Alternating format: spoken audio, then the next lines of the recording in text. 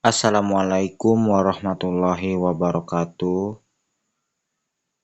Yang terhormat Bapak Dr. Wirmi Eka Putra SE MSI selaku dosen pengampu pada mata kuliah Akuntansi Syariah. Perkenalkan, nama saya Khairul Iksan dengan NIM C1C022022. Di sini saya akan mempresentasikan mengenai materi dari akuntansi syariah, yaitu mengenai kerangka dasar penyusunan dan penyajian laporan keuangan syariah. Pertama yaitu dimulai dari kerangka dasar penyusunan dan penyajian laporan keuangan syariah. Adapun kerangka dasarnya itu terdiri dari yang pertama yaitu tujuannya. Yang pertama, penyusunan standar akuntansi keuangan syariah dalam pelaksanaan tugasnya. Yang kedua, penyusunan laporan keuangan untuk menanggulangi masalah akuntansi syariah yang belum diatur dalam standar akuntansi keuangan syariah. Yang ketiga, auditor dalam memberikan pendapat mengenai apakah laporan keuangan disusun sesuai dengan prinsip akuntansi syariah yang berlaku umum.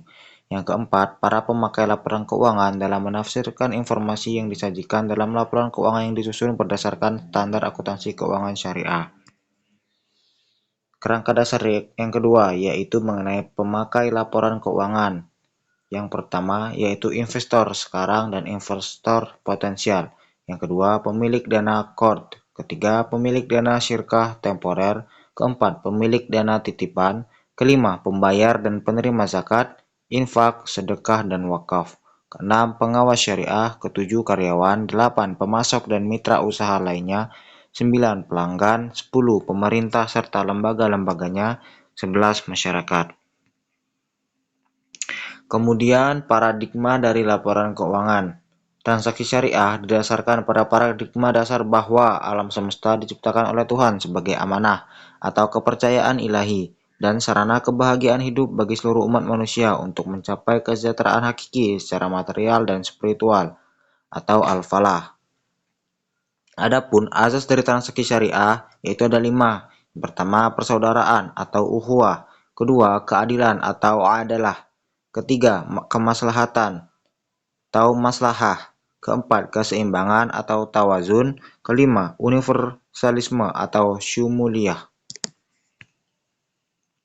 Lanjut, materi berikutnya itu karakteristik transaksi syariah. Itu ada 12. Yang pertama, hanya dilakukan berdasarkan prinsip saling paham dan saling ridho. Kedua, prinsip kebebasan bertransaksi diakui sepanjang objeknya halal dan baik atau thayyib. Ketiga, uang hanya berfungsi sebagai alat tukar dan satuan pengukur nilai, bukan sebagai komoditas.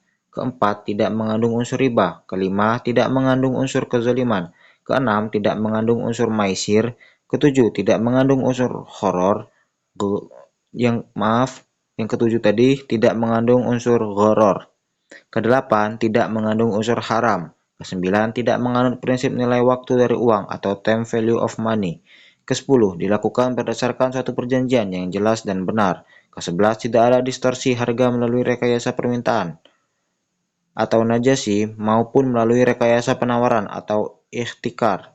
Dan yang ke-12 tidak mengandung unsur kolusi dengan suap menyuap atau riswah. Tujuan laporan keuangan syariah yaitu yang pertama, meningkatkan kepatuhan terhadap prinsip syariah dalam semua transaksi dan kegiatan usaha. Yang kedua, informasi kepatuhan entitas syariah terhadap prinsip syariah. Bila ada informasi aktifah, kewajiban, pendapatan, dan beban yang tidak sesuai dengan prinsip syariah dan bagaimana perolehan dan penggunaannya. Yang ketiga, informasi untuk membantu mengevaluasi pemenuhan tanggung jawab entitas syariah terhadap amanah dalam mengamankan dana, menginvestasikannya pada tingkat keuntungan yang layak. Keempat, informasi mengenai tingkat keuntungan investasi yang diperoleh penanaman modal dan pemilik dana syirkah temporer. Dan informasi mengenai pemenuhan kewajiban atau obligation fungsi sosial entitas syariah. Adapun bentuk dari laporan keuangan syariah yaitu yang pertama, posisi keuangan entitas syariah disajikan sebagai neraca, informasi kinerja entitas syariah disajikan dalam laporan laba rugi, informasi perubahan posisi keuangan entitas syariah, informasi lain seperti laporan penjelasan tentang pemenuhan fungsi sosial entitas syariah. Informasi lain seperti laporan penjelasan tentang pemenuhan fungsi sosial entitas syariah Yang kelima, catatan dan schedule tambahan.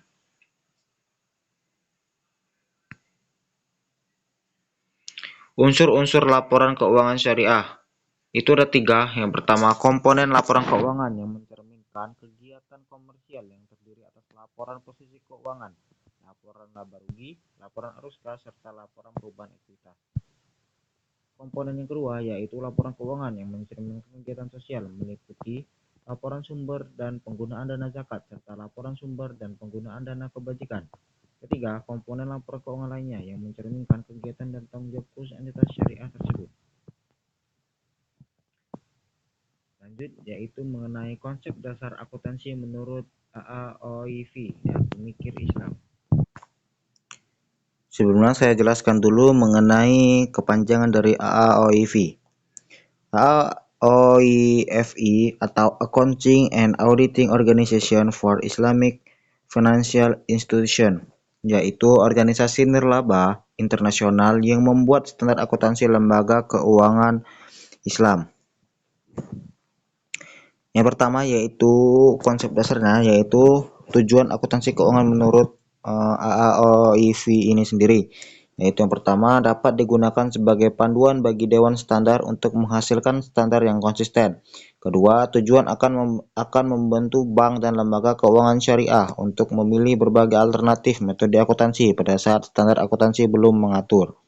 Ketiga, tujuan akan membantu untuk memandu manajemen dalam membuat pertimbangan atau judgment pada saat akan menyusun laporan keuangan. Keempat, tujuan jika diungkapkan dengan baik akan meningkatkan kepercayaan pengguna serta meningkatkan pemahaman informasi akuntansi sehingga akhirnya akan meningkatkan kepercayaan atas lembaga keuangan syariah. Kelima, penetapan tujuan yang mendukung penyusunan standar akuntansi yang konsisten. Ini seharusnya dapat meningkatkan kepercayaan pengguna laporan keuangan. Lanjut, konsep dasar berikutnya yaitu pemakai dan kebutuhan informasi menurut AAOIFI ini. Yaitu yang pertama, pemegang saham, kedua pemegang investasi, ketiga pemilik dana atau bagi deposan bank, yang keempat pemilik dana tabungan, kelima pihak yang melakukan transaksi bisnis, keenam pengelola zakat, yang ketujuh pihak yang mengatur. Konsep dasar berikutnya yaitu paradigma asas dan karakteristik transaksi syariah menurut AAOIFI ini. Yaitu, yang pertama, tidak boleh adanya bunga dan perdagangan tersebut adalah halal. Yang kedua, tidak boleh dilakukan secara tidak adil. Ketiga, tidak boleh memasukkan hal-hal yang belum pasti atau keadaan yang tidak jelas. Keempat, harus mempertimbangkan al-maqasid dan al-masalihi, di mana al-maqasid adalah tujuan harus selalu disesuaikan dengan tuntutan Islam, sedangkan al-masalih adalah kesejahteraan atau perbaikan di muka bumi.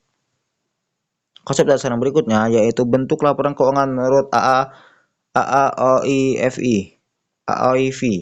yaitu yang pertama, laporan perubahan posisi keuangan, dua, laporan laba rugi, ketiga, laporan perubahan ekuitas atau laporan perubahan saldo laba, keempat, laporan arus kas, kelima, laporan perubahan investasi yang dibatasi dan ekuivalennya, keenam, laporan sumber dan penggunaan dana zakat serta dana sumbangan, ketujuh, laporan sumber dan penggunaan dana Qard Hasan. Yang terakhir yaitu syarat kualitatif laporan keuangan menurut AIV. Yang pertama, harus relevan. Yang kedua, dapat diandalkan. Ketiga, dapat dibandingkan. Keempat, konsisten. Dan yang kelima, dapat dimengerti. Mungkin sekian yang dapat saya presentasikan mengenai materi tadi. Mohon maaf apabila salah kata. Saya akhiri. Wassalamualaikum warahmatullahi wabarakatuh.